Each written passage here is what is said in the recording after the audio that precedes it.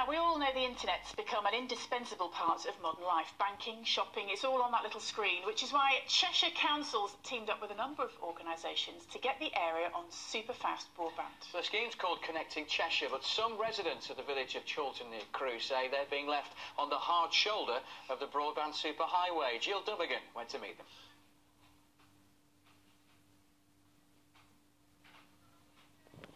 Overlooking the West Coast main line, just a couple of minutes from the M6, the village of Chorlton's well connected, unless you're talking about broadband.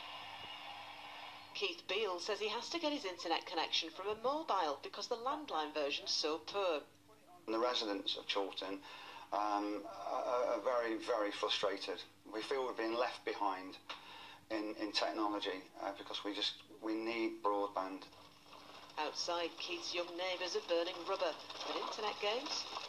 It keeps pausing it keeps freezing when I'm trying to beat the score that I'd done before. And the reason that Keith is so frustrated is that just outside of his back garden, the information superhighway is thundering past. The houses you can see here are just about to be given super-fast broadband, courtesy of a programme called Connecting Cheshire, run by the local council and funded by the EU. So why are the people here being left in the slow lane?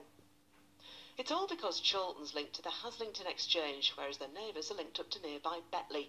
Betley's not been upgraded to broadband, whereas Haslington has. Look, this is the exchange box. So even though Keith says it doesn't work properly, they don't qualify for that EU grant. We get EU funding for our broadband connection. We can't use it in commercial areas, and this is a commercial rollout zone. Don't ask me why. You know, bureaucracy within BT, so they can't use that money on that to make it work.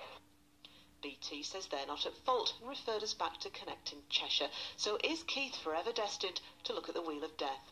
I will have a word. I'll meet the parish council. I'll talk to them. I know them very well. They're a good group of people, and we want them to have everything. There's no inequality in Cheshire East. Maybe they'll get to that superhighway after all. Jill Dubbigan, BBC North West Tonight, Chorlton. Some residents there in Cheshire East. I've heard some terrible rumours about the weather this